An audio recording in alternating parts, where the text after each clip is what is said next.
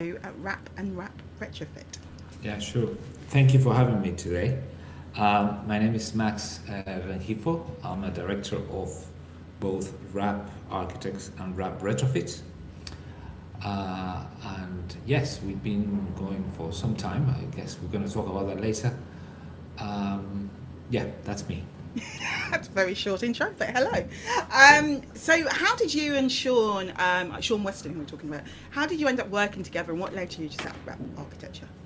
Right. So Sean and I met 22 years ago when we were in a big practice in central London.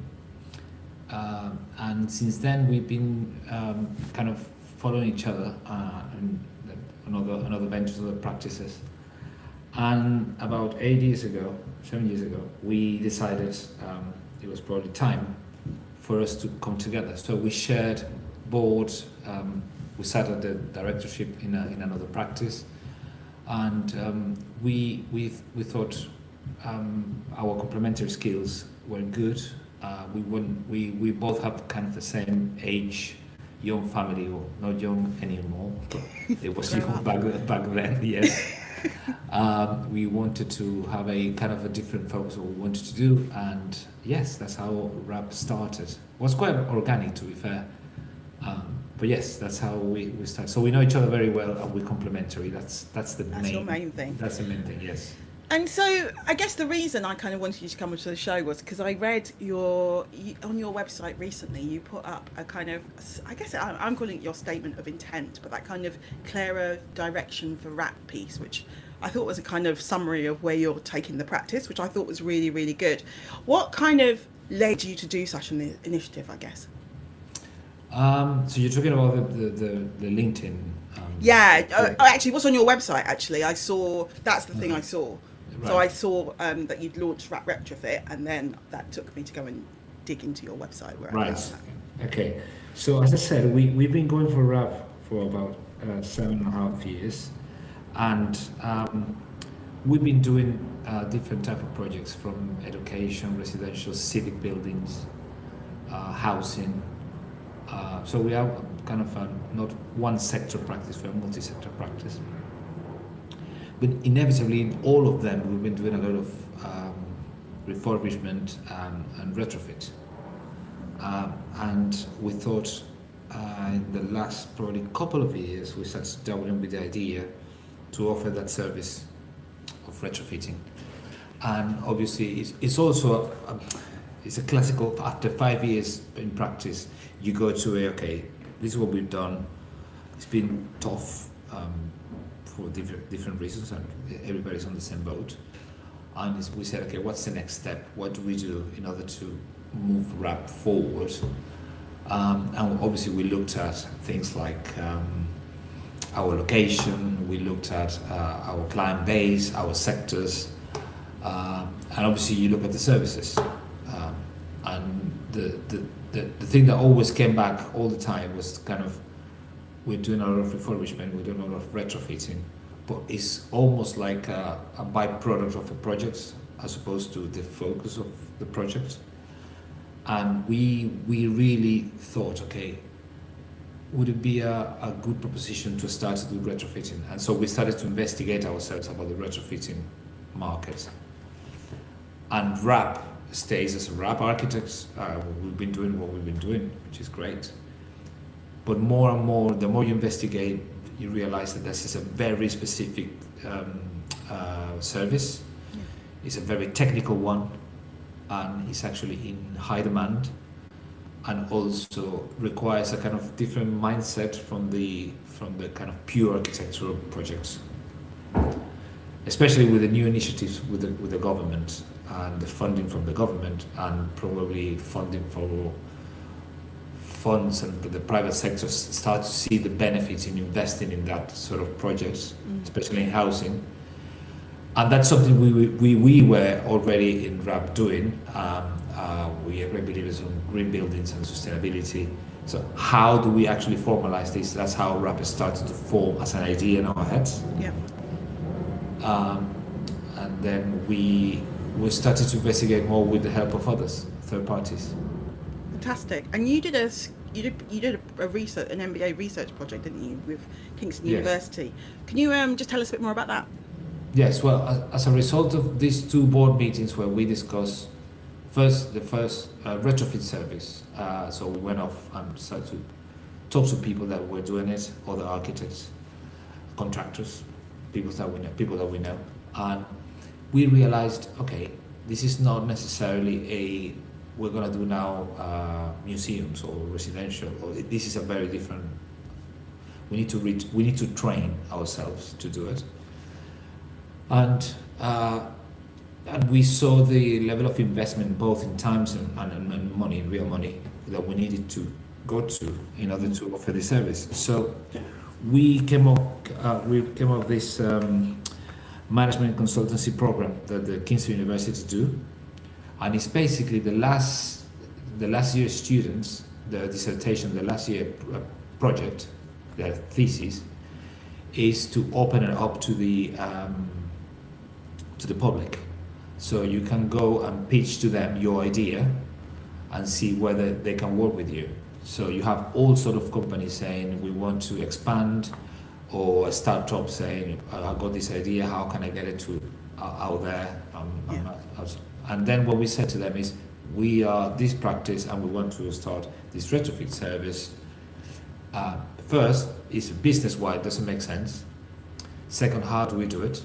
What are the different ways that we can do it? And third, what's the not only the way that we can do it, how that kind of amalgamate a RAP, right? Is it going to be competing with RAP? Is it going to be supplementary to RAP? And it was fantastic. We never done that before.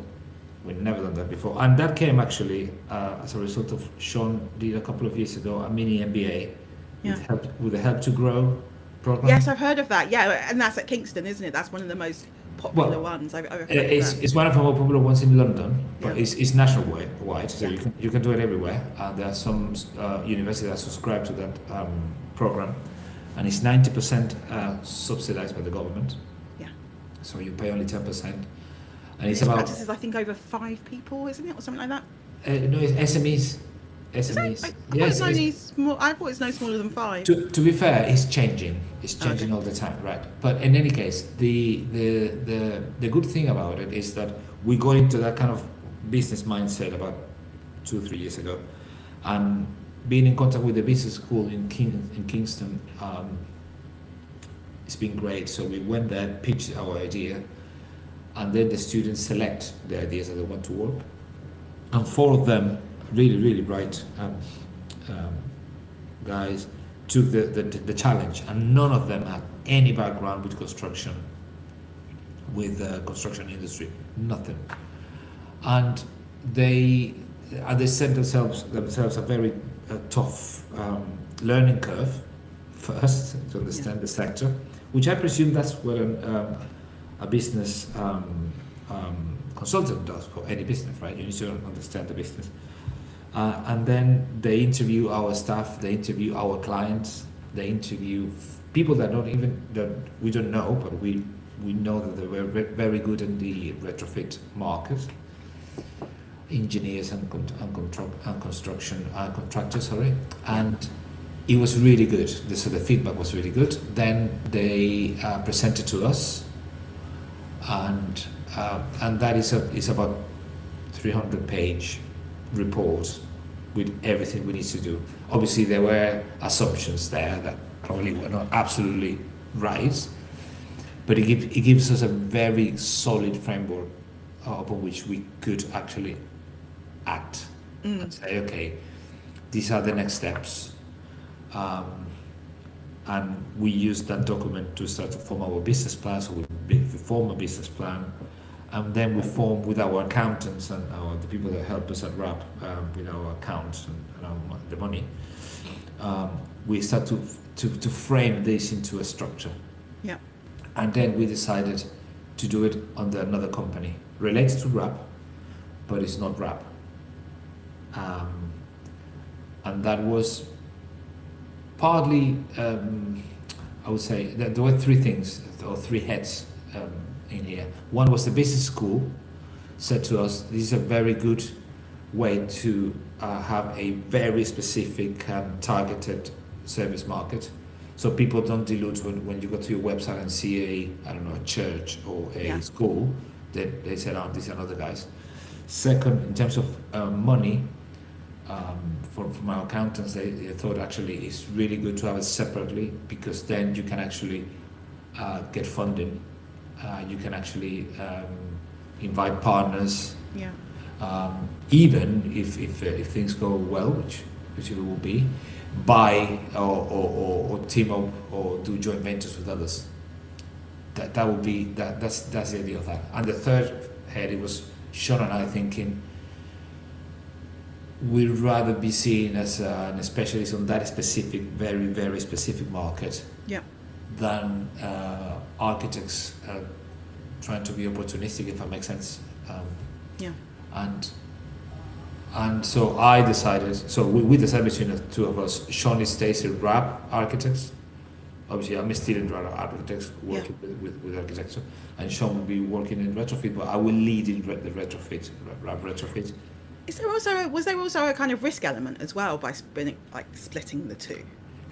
Or not as much as that? Was that not factored in?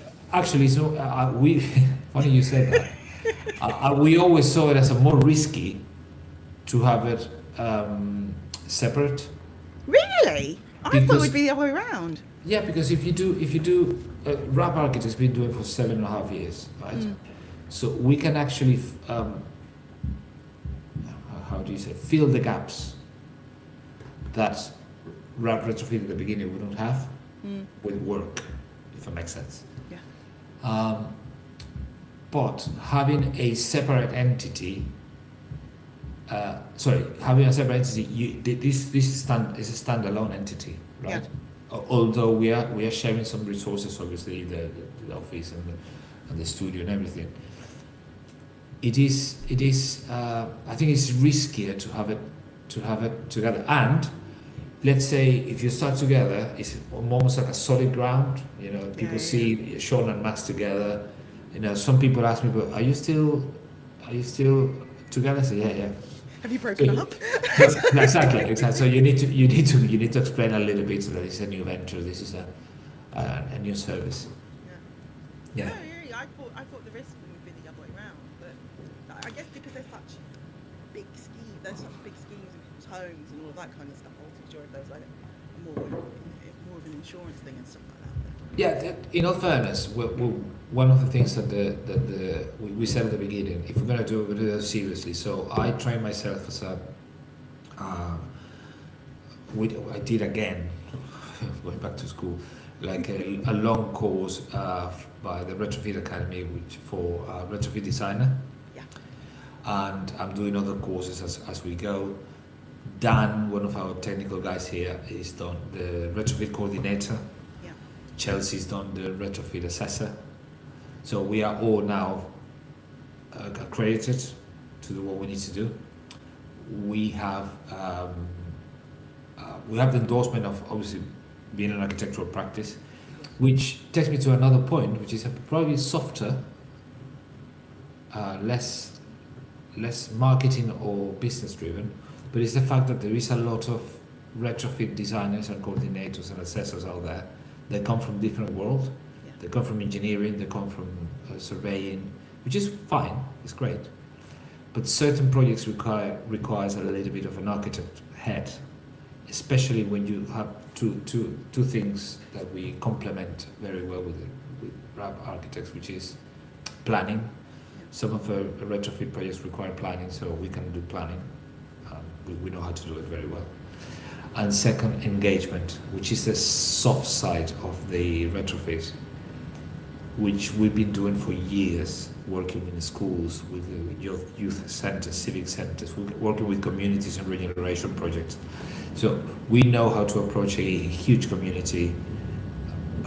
Inevitably, whether it's a regeneration, housing, or retrofit, there will always be some, resistance to change, and how you deal with that in a nice way. You bring them forward and you explain it in a nice way. So I think that is something that we bring to our service that is kind of unique, being architects, coming from architects.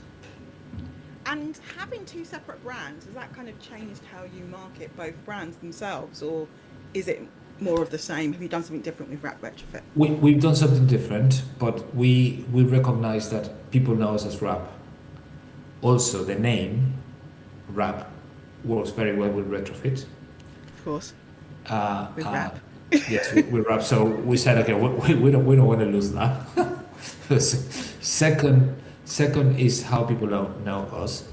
So we did a little bit of change in the logo, and the logo for Wrap is got a very interesting play with the, so it's Weston, which is shown. So the company is Weston Rengifo Architects Practice. That's the. I never knew that. Yes, that's that is the what's it called, the limited company kind of. Ah, But we trade, and we have a trade logo, trademark, and everything called Wrap.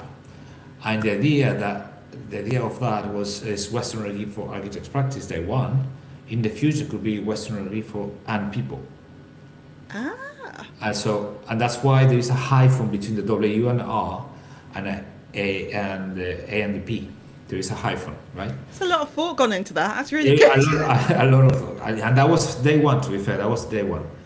And the when we set up Wrap Retrofit, we call it Western Rengifo Retrofit, Western Rengifo Retrofit, but the trademark is WR Retrofit, right?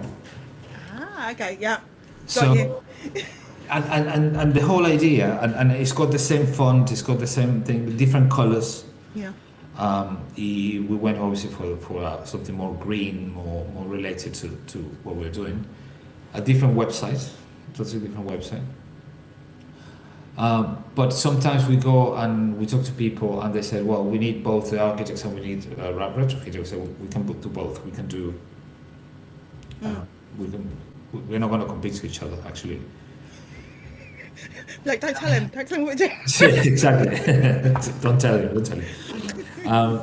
So that's how we've been doing it, and we have 2 LinkedIn pages, and we have blogs going out often, Pretty I would say. regularly. Pretty regularly. Yeah.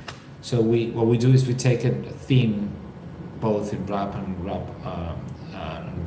Retrofit, and we think, okay, very simple, very quick things that actually we discuss here on Monday mornings or over a coffee. That's a good point. Let's put something out there for that, and that's how we've been doing it. There is no conflict between the two, which is fantastic. And because the audience for Wrap Retrofit will be a completely, hopefully, a new one from Wrap, I presume there's not going to be any particular conflict there. Like, So how? I mean, you launched Wrap Retrofit at UK Reef, right? Is that correct? Or you kind of? That's where I saw you.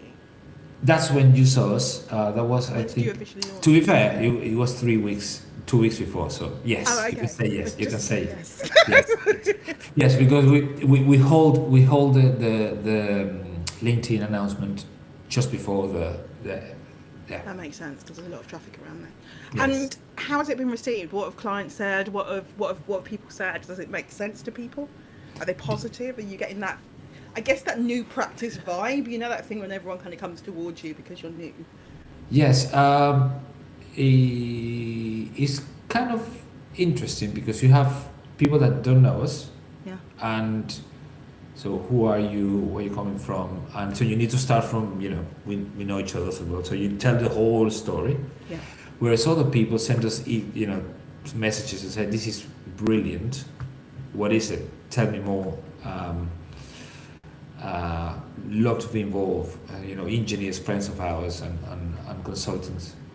The other day, I was having lunch with a really good friend.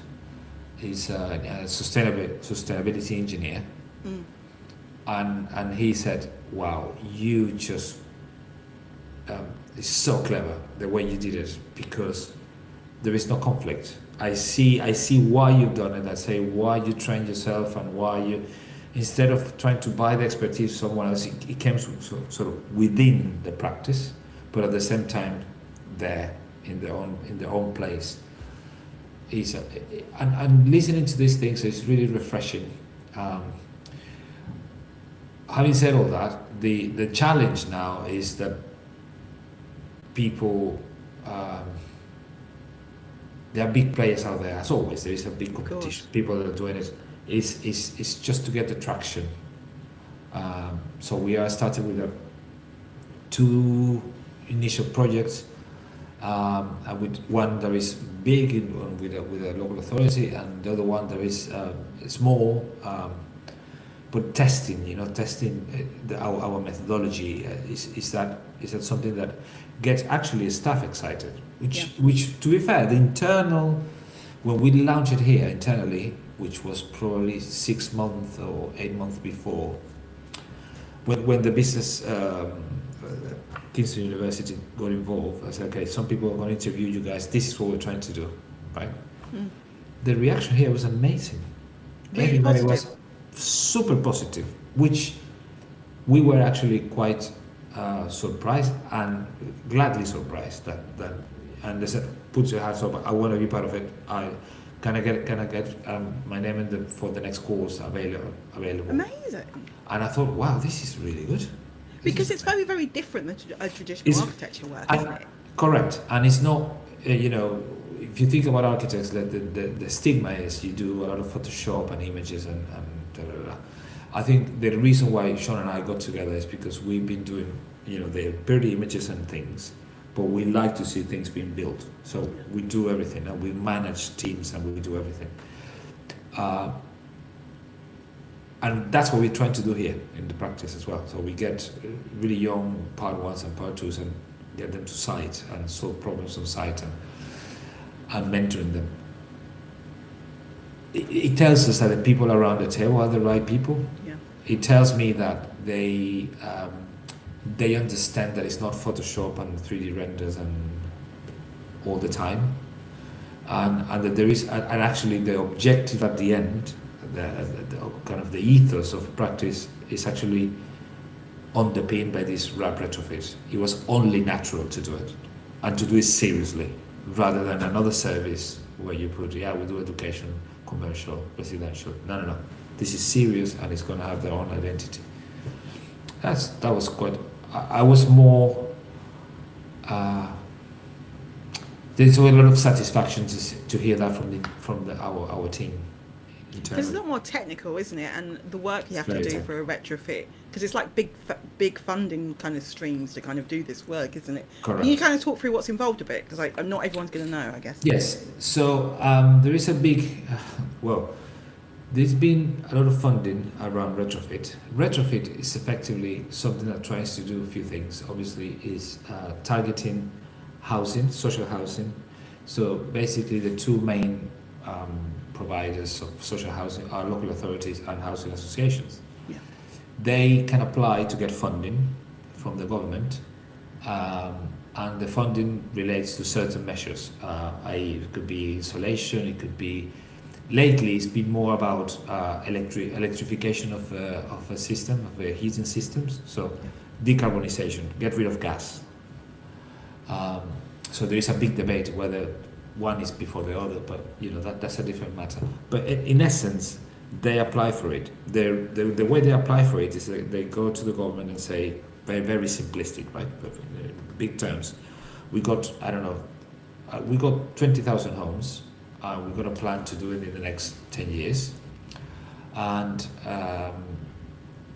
the first tranche of funding will be used for these particular homes. So for that, you need to do an assessment. So a retrofit assessment, go with the coordinator and say, okay, this is what you need to do. You get the funding, then you implement the project, you design the project, and then certified and approved contractors. This is the new part that is very interesting. In the previous funding schemes, there was a link broken between the procurement and the design, and then the actual delivery. No one was seeing what these guys were doing, the installers. Which means that you're leaving yourself really wide open to having Exactly. bad work, right? Yeah. And then the funding got really, really bad reputation as a result, Yeah. which in my opinion was not necessarily the funding, it's the methodology and how the funding was given. And that is being addressed with the new pass, the new pass. I'm not going to talk with anachronism. With the new standards that are out there, requires both so assessors, architects, and assessors, coordinators, and designers to be fully tantrum with the installers, and the coordinator goes from day one all the way to the end to make sure that happens. And after that, there is a monitoring role as well. So it's a much more full cycle role rather than Correct. just doing the front end, because you're overseeing what happens in terms of the overall installation Correct. and improvements, right? Which makes a lot more sense, right? Totally, and you need to upload your photographs of the installed equipment or the installed measure, and then you need to put it out there, and it's completely transparent. People can go and see it. Then you go after it's been in place and monitoring and monitor that, and there are now requirements in place, and that's all the courses that we've been doing. How do we work together, right? So it's a coordinated, I would say it's a coordinated funding stream, Yeah. which hopefully will tackle. It's going to be more difficult. There is a lot of learning curves out there. The funding is not coming as quick as people would like to, but we believe that at the moment that this starts to be a kind of business as usual, in good terms, in terms that it's a highly standard, controlled process. This is going to change. It's going to change, and we need to do millions of these houses in the UK. There are ridiculous stats that say you need to do one every 53 minutes. You're going to be quite busy then. Yeah, in order to hit the target, the government target. So, but taking that aside, I think it's the right thing to do. The UK has got one of the worst housing stocks in Europe. As well, we now experiencing the overheating, but as we know, these extremes are going to get even worse. Yes. And we need to come up with a strategy as a. And do you think that retrofit overall as a concept has a bad image problem? Do you think people don't necessarily know what it is or know why I guess they should be doing it? Because it's not always, I guess, the most glamorous work for an architect, is it? No, it's not. And it's been related. It's as always. It's got different things.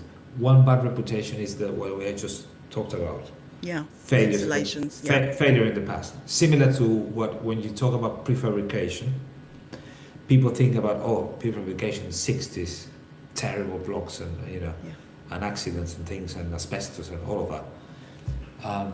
Prefabrication as such is great if you do it well, right? So retrofit has got the same kind of bad reputation. Second, I think it's been landed in the wrong way. That's why we believe the engagement piece that we are developing is quite important.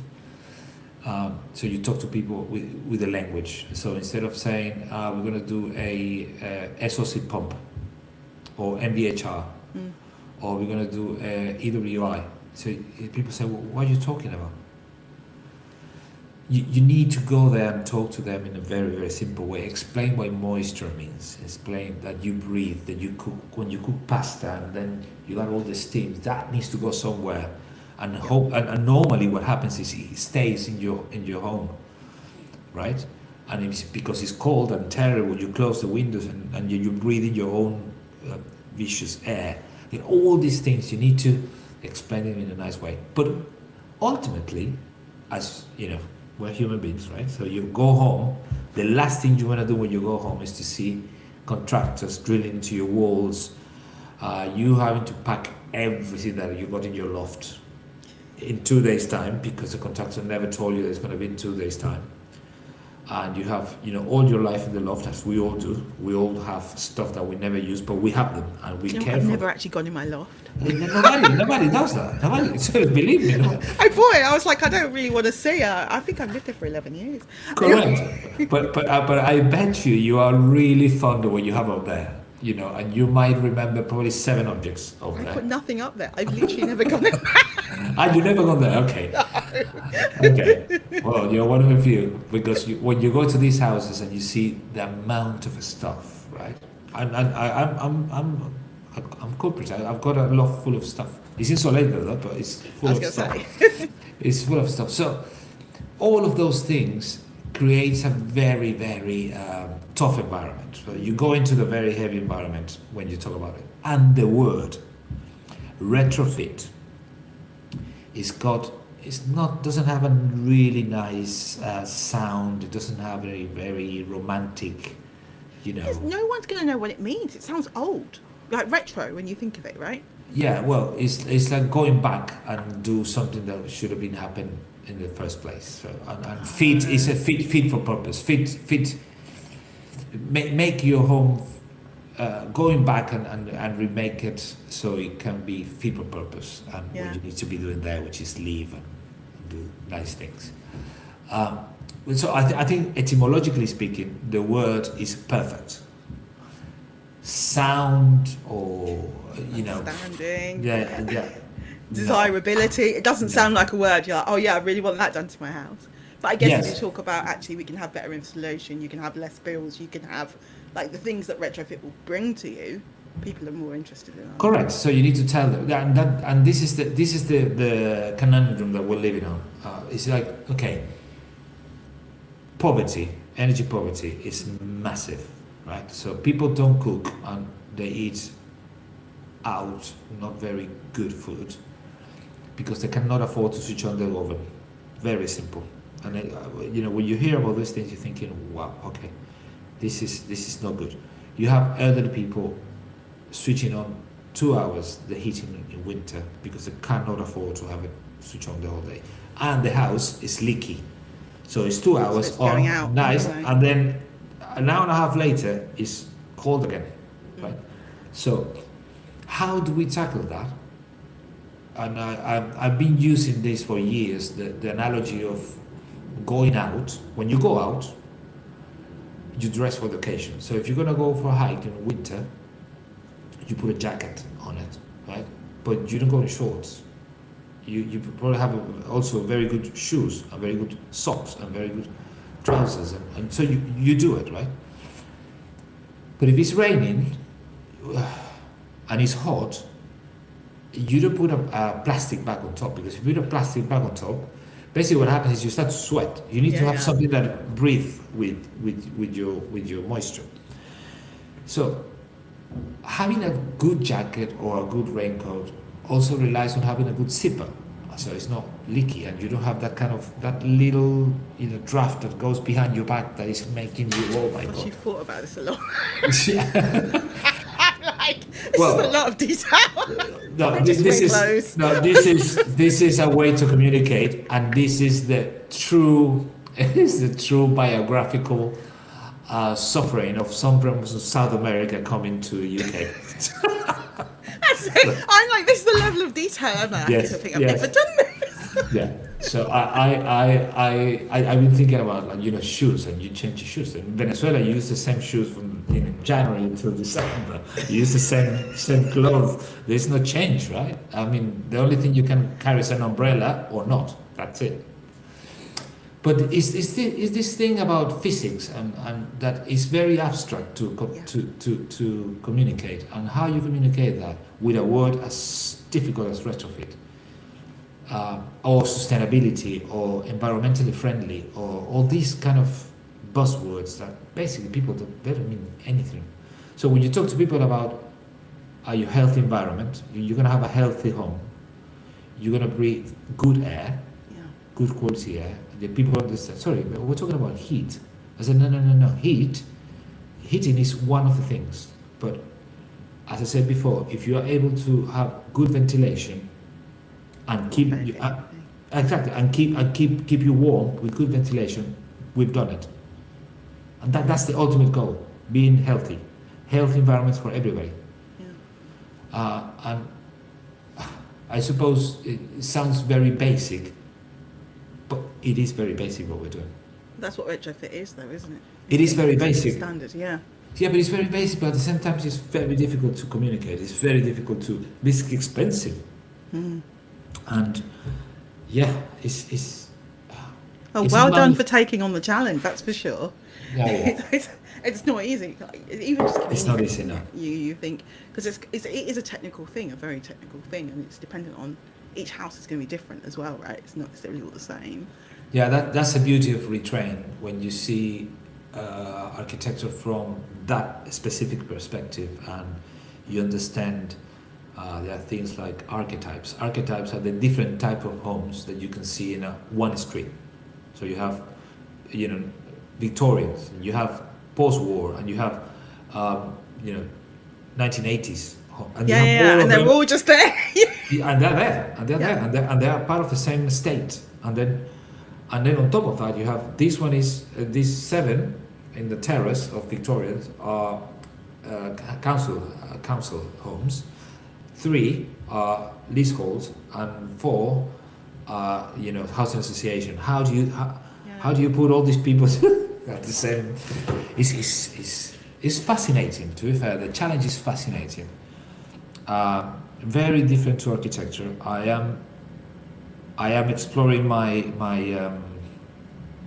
a different part of me, to be fair, which is more, it's very human, very, very human, very, you care about these things, but at the same time, as you said, very technical. Yeah, and I guess was my final question. I mean, what advice would you give to a practice that's considering doing more in the kind of retrofit space? What have you learned that you think would be useful to them? Care a little bit more. I think, well, there are 2 things. I always have 2 or 3 answers for everything, as you can see. But one is, architecture is not all about design, aesthetics, and having a cool, perfect project done. I think as building industry professionals, I think we should be able to help and contribute to the biggest challenges out there. And one of the biggest challenges out there is not doing beautiful buildings only, is to actually making homes healthy and environmentally adaptable for people living there, especially people with difficulties or disadvantages.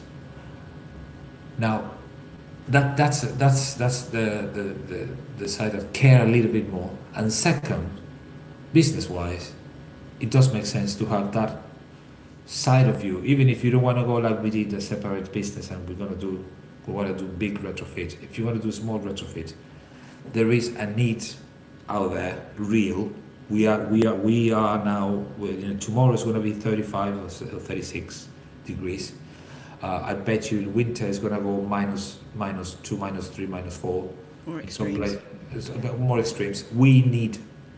And there is. It only takes a little bit of a conflict somewhere around the world for fuel to just go nuts, right? So we cannot be dependent on that. We need to actually put our good coat, good raincoat, everything. Socks. Yeah, exactly. Cool. Yeah, and don't rely on hot drinks and bananas to you do a little bit of both. Yeah.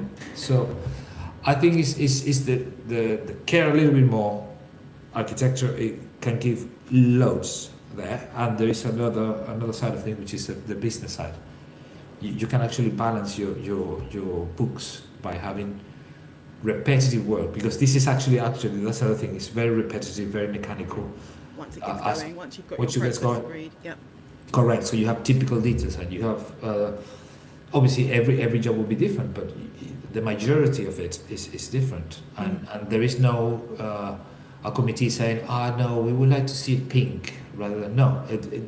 Basically, the measure is insulation, is MVHR, and is heat pumps in the next 7 years, and this is how we're going to implement it. It's very, very technical, if and factual, Yeah. which makes it really efficient. Or should be efficient. You're getting there. You're getting there. Yes. Efficiency's developed. Anyway, I just want to say thank you so much for coming onto the show. I've really Thank enjoyed you the for having me. conversation. Hope you enjoyed it. You really enjoyed it. Thank you very much. And, No worries. Yeah, looking And how can people find you? Well, you can go to www.retrofit.com. You can info@rap-retrofit.com. There you go. Uh, That's how they can find you. Yes, Fantastic. they can find me. Yes, brilliant. Thanks so much, Max. Thank you very much. All the best.